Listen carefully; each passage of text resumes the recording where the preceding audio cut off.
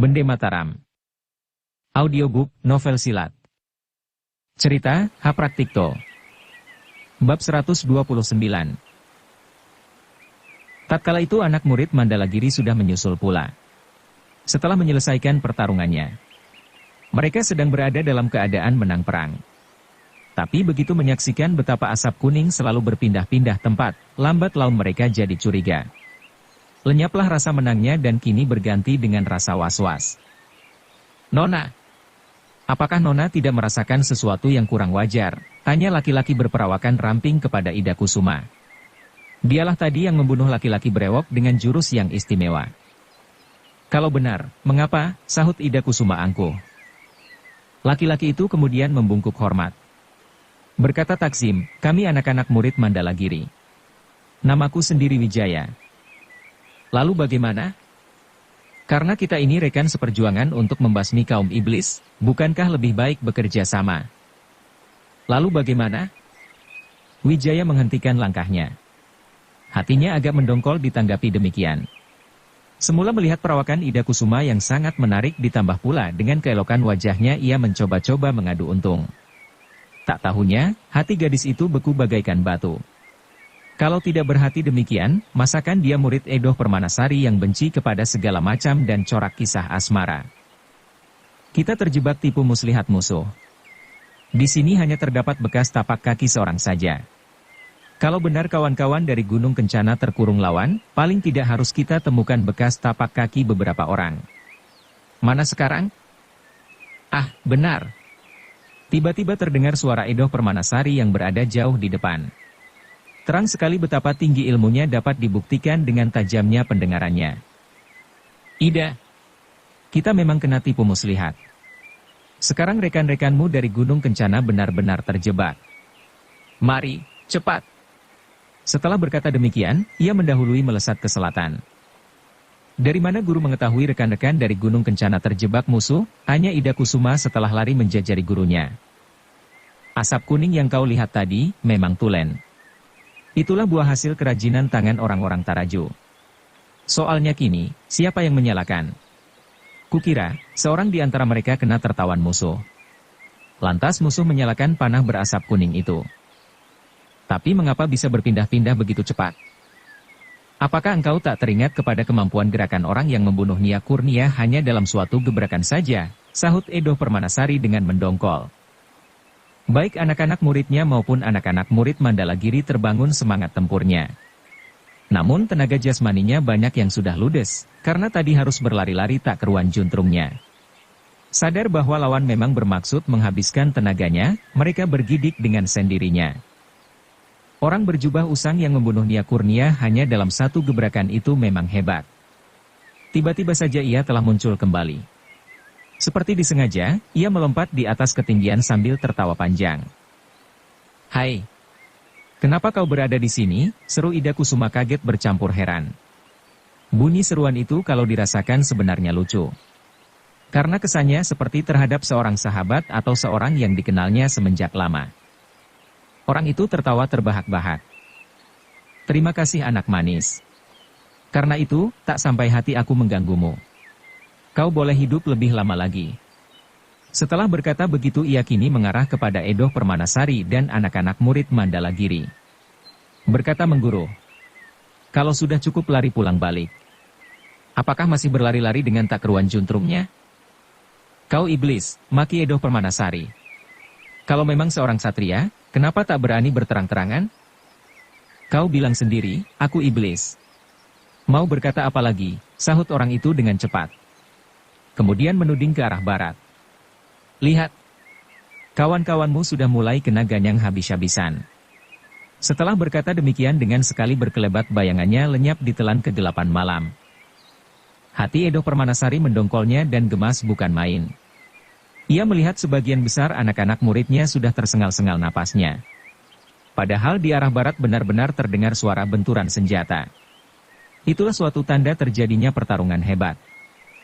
Dalam pada itu, Wijaya dan teman-temannya sudah mendahului lari ke arah barat. Makin ia mendekati gelanggang pertarungan, makin terdengarlah suara-suara yang mendebarkan hati. Di antara suara benturan senjata tajam, aba-aba nyaring dan jerit kengerian mengumandang sampai jauh. Tatkala itu, gelap malam mulai nampak remang-remang. Bulan gede menjanjikan muncul pada hampir tengah malam. Kini, langit mulai cerah. Sebentar lagi alam bersemarak. Meskipun tidak terang benderang, namun bayangan manusia cukup jelas. Edo Permanasari yang sudah datang pula di pinggir gelanggang pertempuran, berkata kepada Ida Kusuma. Pihak lawan terdiri dari 4 golongan. Lihatlah gambar panji-panjinya. Tanda obor, keris, bintang dan garuda. Bagus. Anak-anak murid Mandalagiri, Gunung Kencana, Gunung Gembol, Gunung Gilu dan Muara Binuangeun sudah tiba pula di sini. Kita tak usah takut kalah jumlah. Lihatlah, mereka sedang bertempur. Apakah kita tidak ikut menyerbu? Ida Kusuma minta keterangan. Tunggu dahulu. Kita tunggu rekan-rekanmu dari Gunung Aseup. Bila mereka tiba, kemenangan pasti berada di pihak kita, sahut Edo Permanasari pasti. Selama hidupnya, baru untuk pertama kali Sangaji menyaksikan suatu pertempuran besar.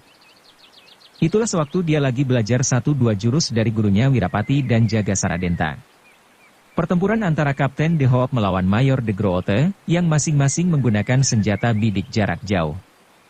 Malam ini corak pertempuran yang disaksikan adalah lain. Mereka bertempur dalam jarak pendek. Pertempuran perorangan antara para pendekar himpunan Sangkuriang melawan sekutu-sekutu Ratu Fatimah. Meskipun tiada terdengar suara letusan, namun kedahsyatannya tidak kalah. Malahan lebih dahsyat. Pedang dan golok beterbangan dan mayat bergelimpangan bermandikan darah. Suasananya amat mengerikan, karena luka yang diderita masing-masing hampir tak dapat tertolong lagi. Paling tidak, mereka kehilangan lengan atau kaki. Jerit rintihan dan suara orang menggelidik bulu roma. Dahulu sewaktu menyaksikan pertempuran antara Kapten De Hoop dan Mayor De Groote, ia mengharapkan suatu kemenangan bagi Kapten De Hoop. Hal itu disebabkan karena ia mempunyai kepentingan. Kakak angkatnya Kapten Willem Erbeveld berada di pihak Kapten De Hoop. Kini pun meskipun belum merasa berkepentingan tentang mati hidupnya himpunan Sangkuriang, ia mengharapkan suatu kemenangan baginya. Di dalam lubuk hatinya terasa betapa amat sayang apabila panji-panji 4 angkatan himpunan Sangkuriang sampai jatuh di tangan kawan-kawan Edo Permanasari. Guru, lihat, seru Ida Kusuma. Di pinggir sana masih menunggu 2 pasukan besar lagi. Sangaji ikut mengarahkan pandang. Kira-kira sejauh penglihatan orang, nampaklah 2 deret pasukan berkuda sedang berbaris mendekati.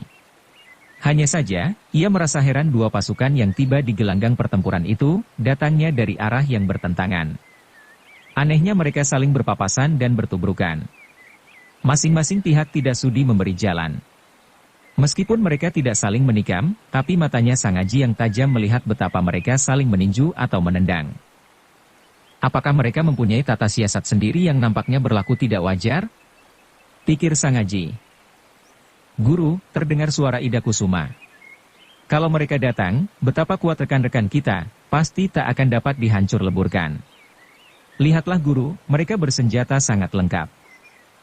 Wijaya yang memimpin anak-anak murid Mandalagiri diam-diam terperanjat menyaksikan datangnya bala bantuan itu.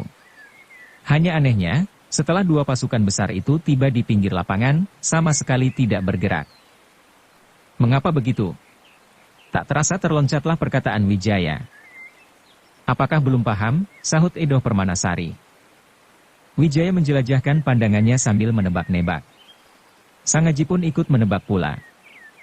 Dia bukan Titisari yang berotak encer. Kedua pasukan yang datang itu mengibarkan panji-panji bergambar kuda sembrani dan bunga mekar. Ujar Edo Permanasari menggurui kedua pasukan itu seperti yang lain-lain saling bermusuhan. Jikalau kalian membunuh habis keempat pasukan panji-panji yang sedang bertempur itu, mereka takkan sudi membantu. Bahkan dalam hati mereka masing-masing mengharapkan leburnya yang lain.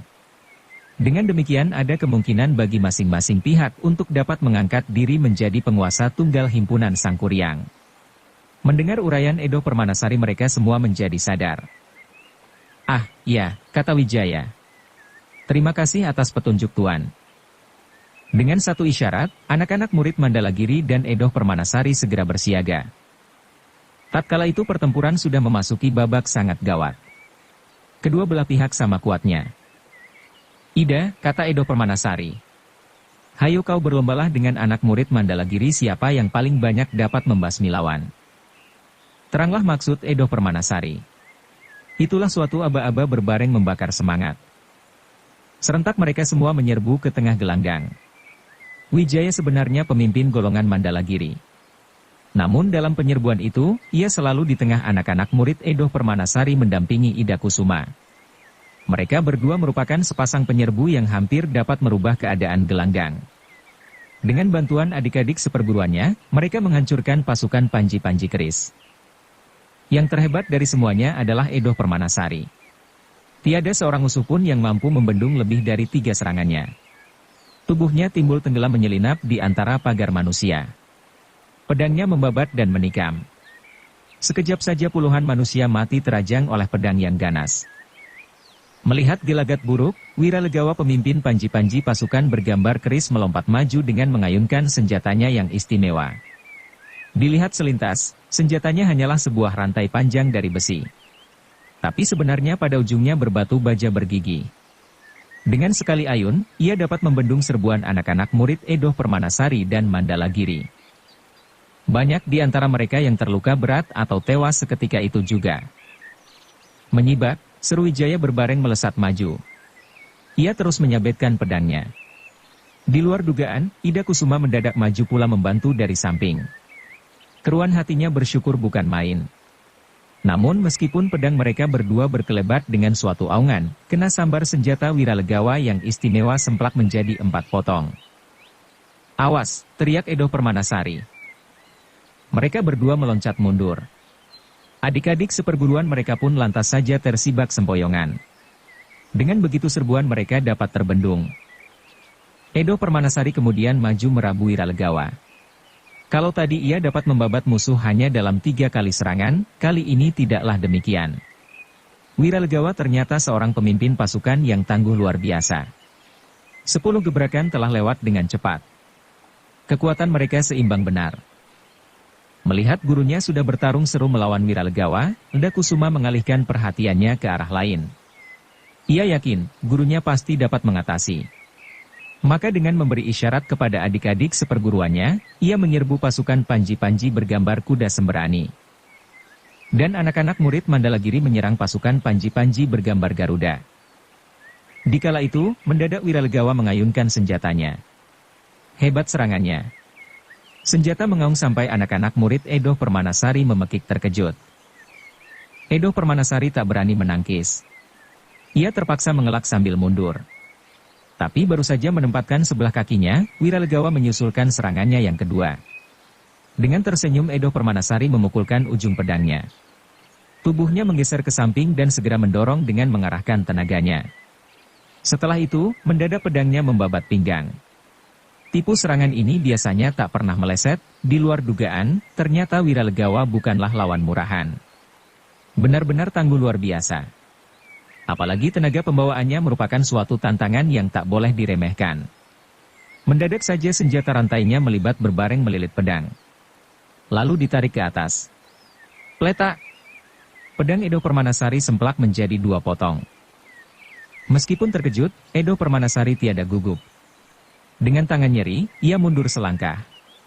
Begitu lawan mendesak maju, tiba-tiba tangannya sudah menggenggam pedang mustika yang ditakuti lawan.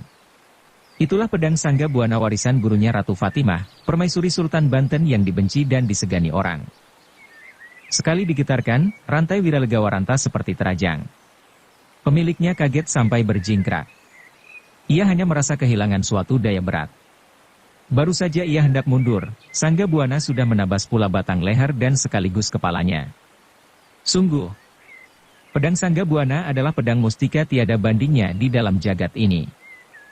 Melihat pemimpinnya tewas, anak buah pasukan Panji-Panji bergambar keris menjadi kalut. Namun semangat tempurnya tidak berubah. Bahkan seperti mabuk, mereka menyerbukan diri. Peristiwa ini benar-benar di luar perhitungan. Biasanya suatu pasukan akan bubar berderai apabila pemimpinnya tewas. Siapa menyangka, mereka malahan seperti kalap. Tanpa memedulikan keselamatan diri, terus saja merabu dengan berbareng. Benar-benar terpuji, namun sesungguhnya mereka lantas menjadi makanan empuk bagi Edoh Permanasari yang terkenal ganas luar biasa. Seperti seonggok rumput, mereka kena babat dengan sekaligus oleh pedang Sangga Buana yang tajamnya tiada bandingnya di jagat ini. Tiba-tiba terdengar suara nyaring, "Teman-teman seperjuangan, maju!" Demi tanah air, bangsa, agama dan keadilan Wiralegawa gugur sebagai ratna. Hai, kamu sekalian dari pasukan Panji-Panji Bintang, Kuda Sembrani, Garuda dan Bunga Mekar. Kalau kalian cuma menjadi penonton, silakan pulang ke gunung. Hai, pasukan Panji-Panji Kerisakti jangan takut. Kami mendadak saja senjata rantainya melibat berbareng melilit pedang. Lalu ditarik ke atas. Pletak. Pedang Edoh Permanasari semplak menjadi 2 potong. Dari pasukan Panji-Panji Obor Abadi akan melindungi. Maju. Dialah Kusna Suryabrata, pemimpin pasukan Panji-Panji Obor Abadi. Orangnya pendek, bermata tajam dan gesit gerak-geriknya. Dengan memacu kudanya, ia menyerbu ke gelanggang pertempuran diikuti sekalian pasukannya. Pada saat itu berkibar-kibarlah suatu panji berwarna hitam. Di tengahnya bergambar bunga menyala. Ganis Apanda pemimpin pasukan Panji-Panji Bunga Menyala menyahut nyaring pula, "Hai Suryabrata. Di dunia ini bukan cuma dirimu yang jadi laki-laki. Kami bukan pula sekumpulan anjing. Hai pasukan Keris Sakti, mundur. Biar kami pasukan Panji-Panji Bunga Menyala mengganti kedudukan kalian. Mundur, agar kelak bisa membalaskan sakit hati pemimpinmu yang gugur." Tatkala itu jumlah pasukan Keris Sakti tinggal 6 atau 70 orang. Terdengarlah suara wakil Wiralegawa, terima kasih teman-teman seperjuangan." Dia terus mengibarkan bendera Panji-Panji Keris Sakti dan mundur ke arah barat. Daya. Meskipun sudah banyak korban, namun cara mundurnya tidak kalut. Dengan dikawal 20 orang yang merupakan sayap luar, induk pasukannya mundur rapi. Anak-anak murid Gunung Kencana dan Gunung Gembol hendak bergerak mengejar. Mendadak terdengarlah suara Edoh Permanasari, "Jangan kejar." "Mengapa guru?" Ida Kusuma menegas seraya menghampiri. Mereka sudah mundur. Kalau sampai terpukul lagi pasukan Panji-Panji lainnya pasti akan menyerbu berbareng. Sebab betapapun juga, mereka merupakan satu himpunan. Lihat, anak-anak murid dari Gunung Aseupan belum tiba.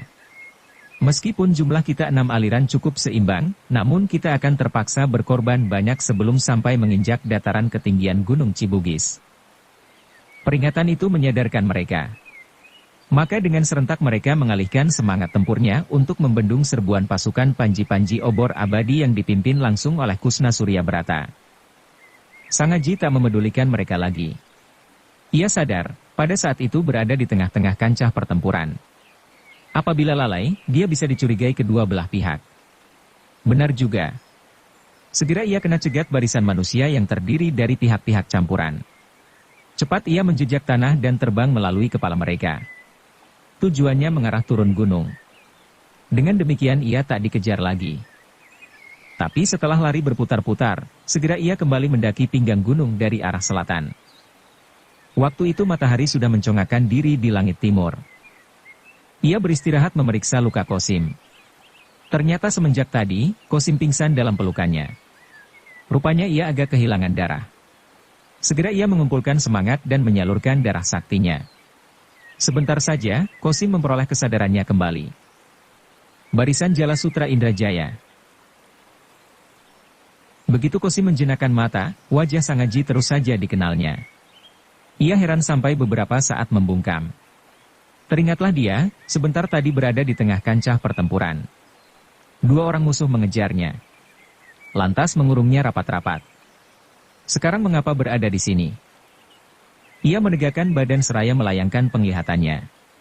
Terang, ia berada di pinggang Gunung Cibugis. Tetapi mengapa begitu hening? Dan apa sebab tiba-tiba berada di samping Sangaji? Kau anakku Sangaji benar-benar, bukan? Ia mencari keyakinan.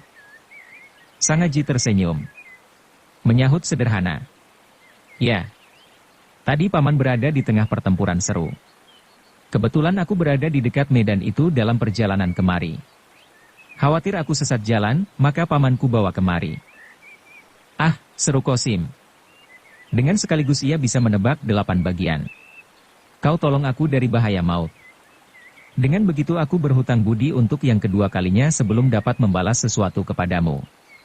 Rupanya aku ditakdirkan untuk selalu akan berhutang kepadamu terus-menerus sepanjang masa. Paman berkata berlebih-lebihan. Malam tadi, sebenarnya aku harus sudah berada di Gunung Cibugis. Sekarang meskipun sudah berada di pinggang Gunung Cibugis, bukankah sudah kasep? Agaknya tiada guna lagi. Oh, tidak, sahut Kosim cepat. Justru hari inilah yang setepat-tepatnya. Itulah berhubung dengan datangnya beberapa begundal-begundal Ratu Fatimah sahabat company. Dengan perlahan-lahan mereka melanjutkan perjalanan mendaki Gunung Cibugis. Sepanjang jalan Kosim membicarakan tentang pertempuran semalam. Ratu Fatimah memang hebat. Tetapi lebih hebat adalah company. Mengapa begitu? Kalau semua yang bertempur semalam sampai habis ludes, bukankah yang beruntung company? Karena semenjak itu pastilah di bumi Jawa Barat takkan ada lagi suatu perjuangan senjata melawan kekuasaan company, sahut Kosim. Kosim bukanlah seorang pendekar golongan cerdik pandai. Kata-katanya sederhana. Tapi justru sederhana, otak Sang Haji dapat menangkap dengan terang. Pikirnya, benar. Meskipun selama hidupku tak bakal melihat perwujudan Ratu Fatimah, namun rupa-rupanya pintar luar biasa. Demi mempertahankan kekuasaannya, ia membentuk suatu perguruan. Kemudian mengadakan persekutuan luas dengan para pendekar dan company. Mereka diadu melawan para pendekar himpunan Sangkuriang. Menang dan kalah bukan soal. Kalau menang, kekuasaan dan tahtanya dapat diwariskan turun-temurun. Sebaliknya bila kalah, setidak-tidaknya sendi kekuatan himpunan para pendekar tidaklah sekokoh semula. Anakku Sang Haji, apa sebab engkau tiba-tiba berada di dekat pertempuran semalam? Kosim minta keterangan. Itulah secara kebetulan sekali, sahut Sang Haji. Ia seorang pemuda yang tak pandai bercerita. Maka ia hanya mengisahkan pengalamannya selintasan. Belum lagi selesai, mendadak saja Kosim memekik kaget. Waktu itu, ilmu sakti Sang Haji susah diukur tingginya. Meskipun lagi berbicara, namun panca inderanya tetap bekerja secara wajar. Ia tak mendengar atau melihat sesuatu. Maka ia heran, apa sebab tiba-tiba Kosim memekik kaget. Lihat, kata Kosim sambil menunjuk suatu tanda pada sebatang pohon. Sang Haji melayangkan matanya. Pada sebatang pohon tertancap sebuah gambar obor menyala dan kilat. Itulah tanda-tanda rahasia golongan tertentu. Siapa yang memasang gambar tersebut, itulah soalnya. Kosim yang terluka itu, memaksa diri untuk melangkah cepat. Ia hampiri pohon itu dan berdiri tegak. Sang Haji segera mendekati dan bertanya, apakah paman kenal tanda itu? Tanpa menoleh Kosim menyahut, semua anggota himpunan Sangkuriang pasti mengenal tanda semacam ini. Ia nampak cemas dan berusaha menguasai diri. Katanya lagi dengan suara bergetar, itulah tanda sandi adanya bahaya. Bahaya? Bahaya bagaimana? Kosim tidak segera menyahut. Ia berbimbang-bimbang sebentar. Setelah menatap Sang Haji dengan pandang menimbang-nimbang, akhirnya berkata, tidak mudah orang memberi keterangan soal ini. Maksudku bahaya apa yang mengancam? Sebab apabila hanya bahaya suatu ancaman pertempuran, tidaklah perlu memasang tanda gambar begini. Siapa yang memasang tanda gambar ini? Si Muntang. Dia salah seorang anggota pucuk pimpinan. Suatu ingatan berkelebat dalam otak Sang Haji. Pastilah dia seorang pendekar yang cepat larinya. Benar. Dia laksana angin. Gerak-geriknya sukar diduga, sahut Kosim. Ah. Kalau begitu dialah semalam yang mengocok habis Edo Permanasari dan anak-anak murid Mandalagiri, kata Sang Haji. Kemudian ia mengabarkan tentang orang berjubah usang yang memusingkan Edo Permanasari dengan membunuh Mia Kurnia hanya dalam satu gebrakan. Jadi dia bernama Si Muntang, ia menegas. Iya, Si Muntang, sahut Kosim. Semasa pimpinan kami Gusti Ratu Bagus Boang masih memegang pucuk pimpinan, Si Muntang adalah satu-satunya anggota pucuk pimpinan yang ditunjuk sebagai juru bicara. Tetapi, ia berhenti sambil bercelingukan.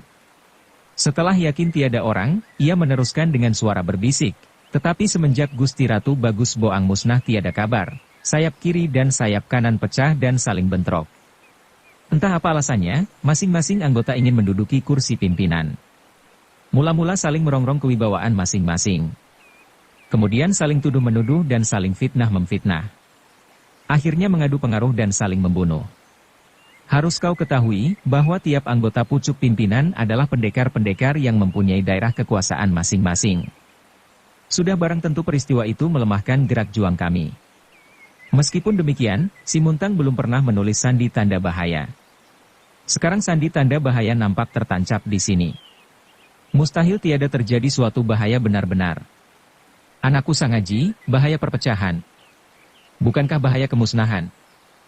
Sangaji belum mempunyai rasa senyawa tentang mati hidupnya himpunan Sangkuriang. Walaupun demikian, hatinya tergetar mendengar bunyi pernyataan itu. Ia melihat Kosim berdiri tegak dengan pandang terlongong-longong. Wajahnya berubah hebat pula dan sekujur badannya menggigil. Semalam ia menyaksikan sendiri betapa hebat jurang perpecahan di dalam perserikatan himpunan Sangkuriang. Masing-masing bersikap tak tahu-menahu meskipun berseragam panji-panji yang sama. Malahan saling menerjang tatkala lagi berpapasan. Tetapi teringat betapa gagah mereka menghadapi tangan maut Edoh Permanasari, ia merasa sayang terjadinya perpecahan itu. Coba mereka bersatu padu, pastilah musuh semacam gerombolan Edoh Permanasari bukan berarti lagi. Sekalipun Edoh Permanasari menggenggam pedang mustika Sangga Buana yang tiada duanya di dunia ini. Mula-mula saling merongrong kewibawaan masing-masing. Kemudian saling tuduh-menuduh dan saling fitnah-memfitnah. Akhirnya mengadu pengaruh dan saling membunuh. Harus kau ketahui bahwa tiap anggota pucuk pimpinan adalah pendekar-pendekar yang mempunyai daerah kekuasaan masing-masing. Sudah barang tentu peristiwa itu melemahkan gerak juang kami. Meskipun demikian, si Muntang belum pernah menulis sandi tanda bahaya. Sekarang sandi tanda bahaya nampak tertancap di sini. Mustahil tiada terjadi suatu bahaya benar-benar. Anakku Sangaji, bahaya perpecahan. Bukankah bahaya kemusnahan? Paman, menurut pendapatmu, bahaya apakah yang menyebabkan suatu kemusnahan? Ia mencoba mencari keyakinan. Memang semalam secara kebetulan aku melihat beberapa rombongan mengarah ke Gunung Cibugis. Namun aku tak yakin rombongan kurcaci demikian bisa memusnahkan himpunan Sangkuriang. Batalion-batalion kompeni sendiri belum tentu mampu. Bagaimana aku tahu? Sahut Kosim dengan suara masih bergetar. Tiba-tiba panca indera Sangaji yang tajam luar biasa menangkap suara langkah ringan di kejauhan. Tahulah Sangaji, bahwa itulah langkah orang yang berilmu. Sekali berkelebat ia berdiri di atas batu menjenguk ngarai gunung. Ia melihat dua orang berseragam putih turun dari balik gunduk. Dan begitu melihat Sangaji, mereka tertegun sebentar. Kemudian berbalik kembali mendaki gunung dengan gerakan gesit. Paman, mereka anggota himpunan pula yang sedang turun gunung. Biarlah ku coba mencari keterangan kepadanya, kata Sangaji. Gunung Cibugis dinyatakan dalam bahaya. Karena itu belum tentu mereka mau menemui, ujar Kosim sambil berlari, menghampiri. Biarlah ku coba, kata Sangaji. Setelah berkata demikian, ia menjejak tanah sambil berseru nyaring, saudara berhenti dahulu. Aku ingin minta keterangan beberapa patah kata. Suaranya nyaring seperti genta dan mengaung tajam dari tebing ke tebing. Kedua pendekar himpunan Sangkuriang kaget mendengar suara bergemuruh. Sepatutnya berhenti untuk memenuhi kehendak Sangaji. Sebaliknya bahkan mempercepat larinya. Melihat perbuatannya, Sangaji heran sampai ia mempunyai dugaan bahwa mereka mungkin tuli. Maka ia mempercepat larinya.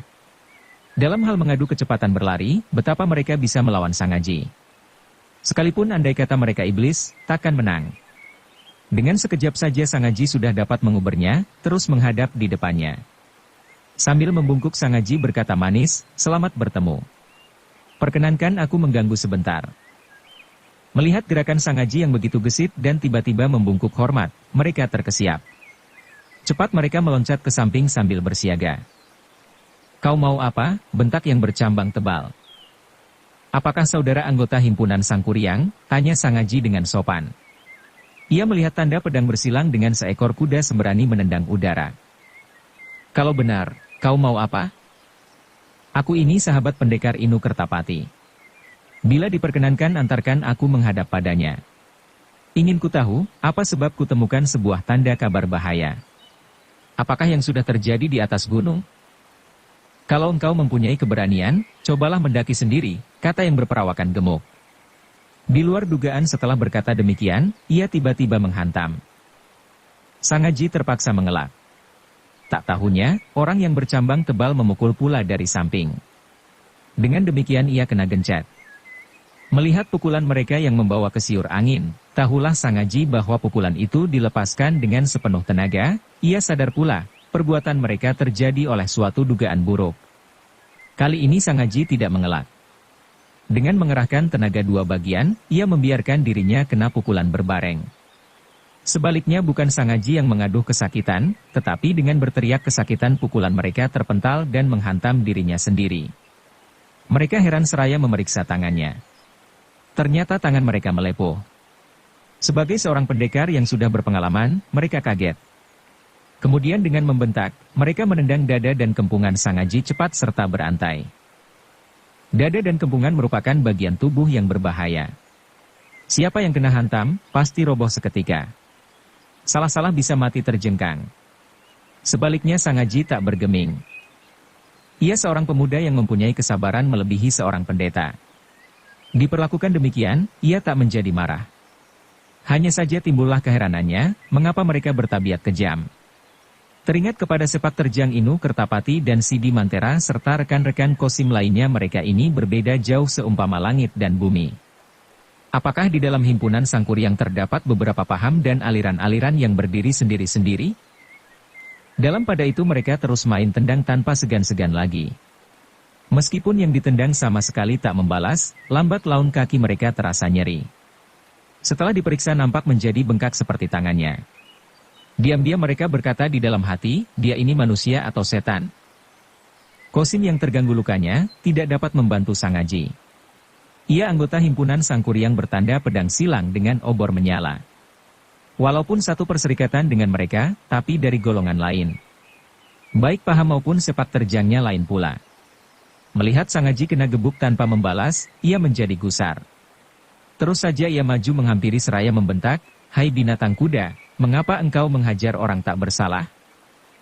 "Paman Kosim," potong Sangaji. "Ajaklah mereka bersalaman." Dalam hati pemuda itu, sudahlah timbul hasratnya untuk mempersatukan mereka. Sebaliknya melihat sikapnya yang luar biasa terhadap perselisihan itu, Kosim heran. Sekonyong-konyong, mereka yang menendangi Sangaji mencabut pedangnya yang disimpan di balik pakaian seragamnya. Pendekar yang berjambang tebal dengan gesit menikam Sangaji. Dan yang gemuk membabat kaki Kosim yang terlalu tak enteng. Melihat gerakan itu, Sangaji terkesiap. Serangan terhadap dirinya tidak begitu dihiraukan, tapi hatinya mendongkol terhadap si gemuk yang menyerang Kosim.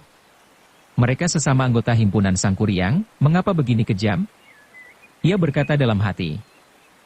Dengan mengerahkan tenaga sakti, ia mengibaskan tangan. Gagang pedang si gemuk terdorong miring dan membentur pedang si jambang tebal, sehingga saling bentrok. Itulah kehebatan ilmu Mayangga Seta yang sudah mencapai puncaknya.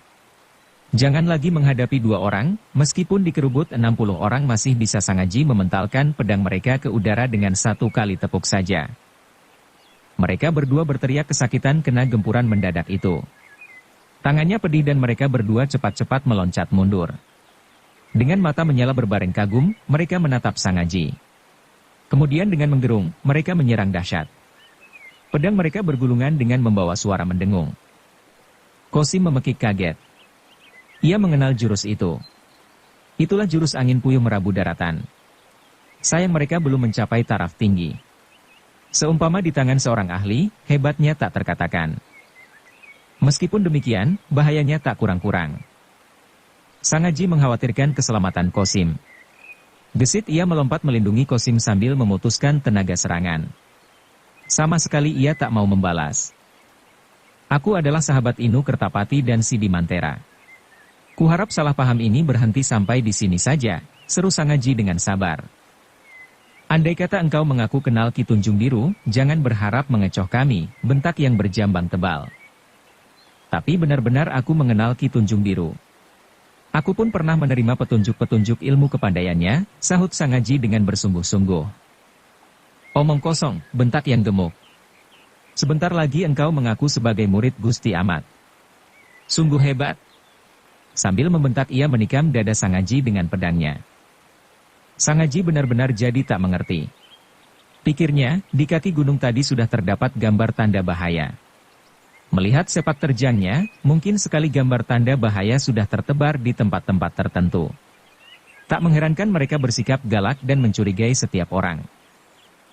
Bersambung ke bab 130. Dukung kami dengan subscribe, follow, like, komen dan share. Terima kasih.